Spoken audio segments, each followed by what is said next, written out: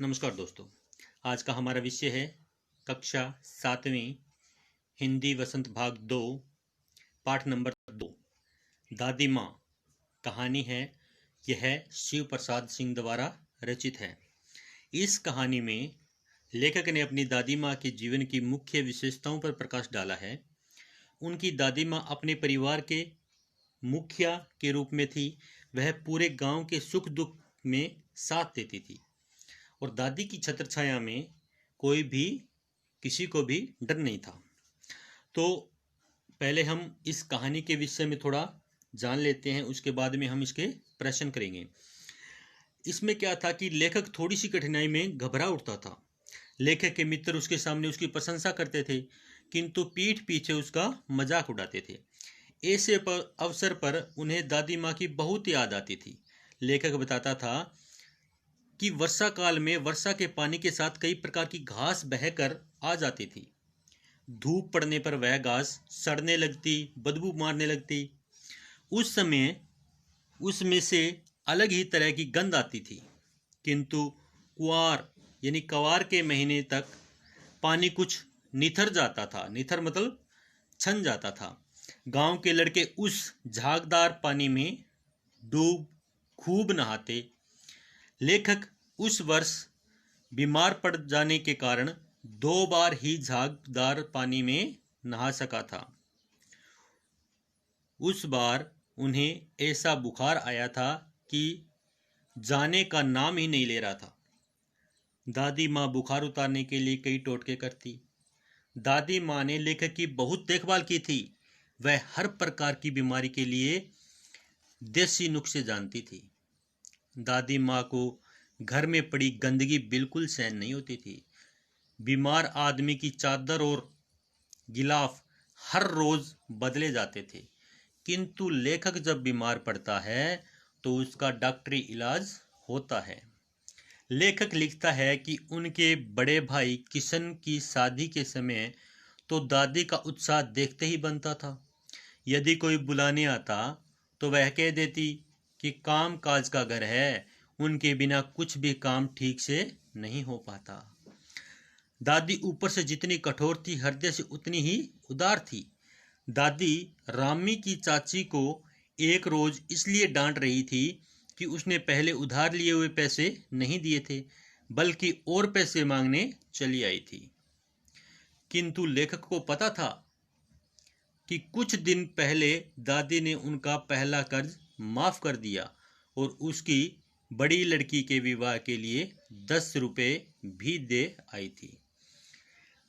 किशन की शादी के समय कई दिनों तक गीत गाए गए थे। विवाह वाली रात को बारात जाने के बाद अभिनय किया गया था। जब बारात चली जाती है तो पीछे से लड़कियां अभिनय करती है, नाटक करती हैं। तो लेखक बुखार आने के कारण और लेखक के मामा का बेटा देर से पहुंचने पर बारात में नहीं जा सका था। दादी माँ ने उन दोनों को वहां सुला लिया था। औरतों ने जब ऐतराज किया तो दादी माँ ने कहा कि ये दोनों छोटे लड़के हैं। छोटे लड़के और ब्रह्मा में कोई अंतर नहीं होता, यानी छोटे बालक ब्रह्मा का ही रूप होते हैं। दादी माँ ने जीवन में बहुत उतार चढ़ाव देखे थे। वह यह भी जानती थी कि जीवन का चक्कर जाने कब उल्ट जाता है। वह दादाजी की मृत्यु के बाद निराश रहने लगी। उसे लगता था कि यह संसार केवल एक धोखा है। दादाजी की मृत्यु के पश्चात वह घर की आर्थिक स्थिति बिगड़ गई थी। लेखक के पिता ने दादी जी के श्राद्ध में खूब खर्च किया और वह भी उधार लेकर किया। अब दादी माँ अपने कमरे में से एक कंगन लेकर आई और पिताजी को दिखाते हुए कहा कि मेरे दादाजी ने यह कंगन ऐसे ही समय के लिए बनवाया था। दादी माँ पाठ पूजा में खूब विश्वास रखती थी, इसलिए वह एक दिन शाम को गीली धोती पहनकर एक संदूक पर दीपक जलाकर उसके सामने बैठी थी। लेखक भी चुपके से उसके पास बैठ गया था। उन्होंने देखा कि दादी माँ की आंखों में आंसू थे। लेखक ने दादी माँ को रोता हुआ पहली बार देखा। पूछने पर टाल दिया। लेखक ने जब पूछा कि दादी माँ आप रो रही हो, तो लेखक की बातों को उसने टाल दिया। लेखक घर से बाहर था। किशन भैया का पत्र मिला। उसने लिखा था कि दादी माँ नहीं रही। लेखक को इस समाचार पर विश्वास नहीं हो रहा था। उनकी स्मृति में दादी माँ का धुंधला सा चित्र उभर रहा था। तो ये कहानी थी और इस कहानी पर अब हम ये प्रश्न करेंगे। लेखक को अपनी दादी माँ की याद के साथ और किन किन बातों की याद आ जाती है। अब ये पूछ रहा है कि लेखक को दादी माँ की याद के साथ साथ और किन किन बातों की याद आती है। तो जब लेखक को मालूम था कि उसकी दादी माँ की मृत्यु हो गई है, तो उनकी आंखों के सामने दादी माँ के साथ बिताई गई कई यादें सजीव उठती है, यानी दोबारा याद आ जाती है। उसे अपने बचपन की स्मृतियां, जैसे गंधपूर्ण झाग भरे जलाशयों में कूदना, जैसे उसमें था ना कि वहाँ पे वो तालाब में पानी भर जाता है और वो गंध बदबू मारने लग जाता है, उसके सफ़ेद झाग होते हैं उसमें, तो उसमें जलाशयों में कूदना। बीमार होने पर दादी का दिन रात सेवा करना। जब वह बीमार हो जाता है तो दादी माँ उसकी दिन रात सेवा करती है। खास तौर पर साफ सफाई का ध्यान रखना, कि वह घर में सफाई का पूरा ध्यान रखती है। किशन भैया की शादी पर औरतों द्वारा किए जाने वाले गीत और अभिनय के समय बीमार लेखक का चादर ओढ़कर सोना और पकड़े जाने पर दादी माँ का उनका पक्ष लेना। जब किशन भैया की शादी में लेखक वहीं पर चादर ओढ़ के सोया हुआ होता है, तो वह अभिनय देखकर हंस जाता है, और हंसते ही क्या होता है कि औरतें उसको पकड़ लेती है कि ये तो सब कुछ जानता है। तो इस पर पकड़े जाने पर दादी माँ उसी लड़के का, यानी अपने पोते का ही पक्ष लेती है कि ये तो छोटा बच्चा है। साथ ही उसे रामी चाची की घटना भी याद आ जाती है, जब दादी माँ ने उसकी आर्थिक मदद की थी, यानी उसका कर्ज भी माफ कर दिया था। अब आगे वाला प्रश्न है, दादाजी की मृत्यु के बाद लेखक के घर की आर्थिक स्थिति खराब क्यों हो गई थी। दादी जी की मृत्यु के पश्चात लेखक के पिताजी व भैया ने धन का सही उपयोग नहीं किया। गलत मित्रों की संगति में सारा धन नष्ट कर डाला था। यानी उनके मित्र क्या थे, गलत संगति थी उनकी, तो उन्होंने अपना धन पूरा का पूरा नष्ट कर दिया, यानी खराब कर दिया। दादाजी के श्राद्ध पर भी दादी माँ के मना करने पर लेखक के पिताजी ने अपार संपत्ति व्यय की, फलस्वरूप उनके घर की आर्थिक स्थिति और बिगड़ गई। यानी दादाजी के श्राद्ध के समय में दादी जी ने मना किया था कि खर्च नहीं करना, लेकिन फिर भी पिताजी ने क्या किया कि अपार होता है बहुत ज़्यादा मात्रा में, और संपत्ति होती है धन, और व्यय होता है खर्च करना, यानी बहुत ज़्यादा मात्रा में धन खर्च किया। फलस्वरूप यानी उसका परिणाम क्या हुआ, अत्यधिक धन अगर हम खर्च करेंगे तो उसका परिणाम क्या हुआ कि उनके घर की आर्थिक स्थिति बिगड़ गई। यानी क्या थे कि वो कर्जदार हो गए या फिर गरीब हो गए। आगे आता है कि दादी माँ के स्वभाव का कौन सा पक्ष आपको सबसे अच्छा लगता है और क्यों। यह दादी माँ के स्वभाव के बारे में पूछ रहा है। तो दादी माँ का सेवा करना, संरक्षण यानी सुरक्षा करना, परोपकारी यानी भलाई का काम, सरल स्वभाव हमें सबसे अच्छा लगता है। दादी माँ मुंह से भले कड़वी थी, यानी बोलने में कड़वी थी, परंतु घर के सदस्यों और दूसरों की आर्थिक मदद के लिए हर समय तैयार रहती थी। यानी वह बोल तो देती थी, कड़वा कड़वा बोल देती थी, लेकिन वह क्या थी कि बहुत ही कोमल स्वभाव की थी। वह दूसरों की मदद करने के लिए हर वक्त तैयार रहती थी। आवश्यकता के समय दादाजी की अंतिम निशानी, यानी जब जरूरत पड़ी तो दादी जी ने दादाजी की दी हुई अंतिम निशानी, यानी वो एक कंगन देकर घर वालों की मदद करती है। यानी उसके पास एक लास्ट में क्या था, एक कंगन था, वह देकर भी घर वालों की मदद करती है। रामी चाची का कर्ज माफ कर उसे नगद रुपए भी दिए, ताकि उसकी बेटी का विवाह निर्विघ्न यानी बिना समस्या के, निर्विघ्न का अर्थ होता है बिना समस्या के संपन्न हो सके, यानी पूर्ण हो सके। इन्हीं कारणों से ही वे दूसरों का मन जीतने में सदा सफल रही है।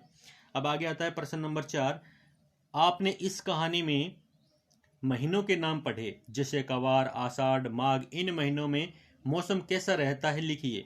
अब कवार के महीने के विषय में बोल रहा है कि इस महीने में न तो गर्मी अधिक होती है और न ही अधिक सर्दी होती है, अर्थात हल्की हल्की ठंड रहती है। आमतौर पर मौसम साफ रहता है। आषाढ़ का महीना, वैसे यह मौसम वर्षा का होता है, परंतु इस महीने वर्षा न हो तो गर्मी बढ़ जाती है। ये वैसे तो मौसम क्या होता है कि वर्षा का होता है, बरसात का होता है, लेकिन इस ऋतु में अगर बरसात ना हो तो मौसम क्या हो जाएगा, गर्म हो जाएगा, नहीं गर्मी बढ़ जाएगी। माघ में क्या होता है कि इस महीने में अत्यधिक सर्दी होती है, यानी माह में बहुत ज़्यादा सर्दी होती है। भयंकर सर्दी से सभी का बुरा हाल होता है। ये हो गए महीनों के नाम।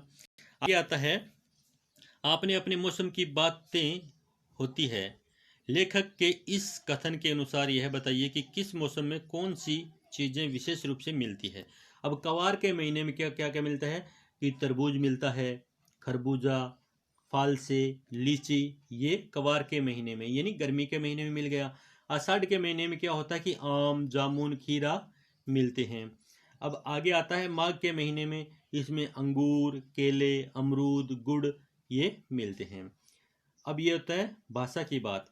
नीचे दी गई पंक्तियों पर ध्यान दीजिए। जरा सी कठिनाई पड़ने पर यानी अनमना सा हो जाना, सन से सफेद, समानता का बोध कराने के लिए सा, सी, से का प्रयोग किया जाता है। ऐसे 5 शब्द लिखिए जिनका वाक्य में प्रयोग किया गया है। अब ये देखो कि नीला सा, नीला सा मतलब होता है नीला नीला सा, यानी आकाश क्या है, नीला सा हो गया है, पूरा नीला नहीं है लेकिन नीला सा हो गया है। रुई से, नाना जी के बाल रुई से सफेद हो गए हैं। रुई जैसे, रुई से मतलब रुई जैसे सफेद हो गए हैं। मिश्री सी, अब मिश्री जैसी, यानी बाल कृष्ण की बातें गोपियों को मिश्री सी लगती है, यानी मिश्री सी मीठी लगती है, मिश्री जैसी मीठी लगती है। चांद सा, उसका चेहरा चांद सा गोल है, यानी मुख का चंद्रमा के साथ नापतोल किया गया कि वह चंद्रमा जैसा गोल है। सागर सी, उसकी आंखों में सागर सी गहराई है, यानी सागर कितना गहरा होता है वैसे ही कह दिया कि उसकी आंखों में सागर सी गहराई है, यानी उसकी आंखों में बहुत से राज छिपे हुए हैं। आगे आता है, कहानी में छू छू कर जबर का अनुमान करती, पूछ पूछ कर घर वालों को परेशान कर देती जैसे वाक्य हैं। किसी क्रिया को जोर देकर कहने के लिए एक से अधिक बार ही शब्द का प्रयोग किया जाता है, जैसे वहां जा जाकर थक गया, उन्हें ढूंढ ढूंढ कर देख लिया। इस प्रकार के 5 वाक्य बनाएं। तो ये रहे, बच्चे अपने उत्तरों को बोल बोल कर याद करते हैं, यानी कोई शब्द को जोर देने के लिए, यानी बोल बोल कर, बार बार बोल बोल कर क्या करते हैं, याद करते हैं।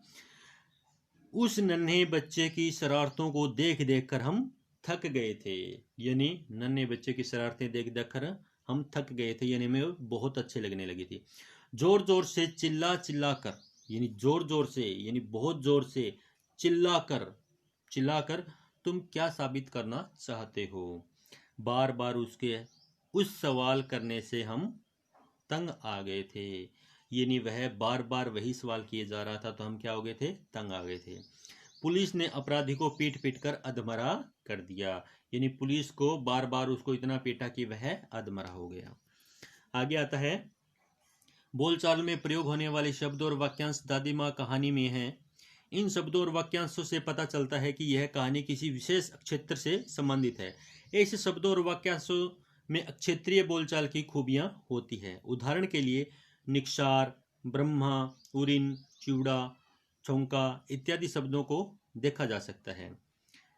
ठीक है, तो इन शब्दों का उच्चारण अन्य क्षेत्रीय बोलियों में अलग ढंग से होता है, जैसे चिवड़ा को चिड़वा, चिड़ित्र, पोहा को इसी तरह, छौंका को छौंक, तड़का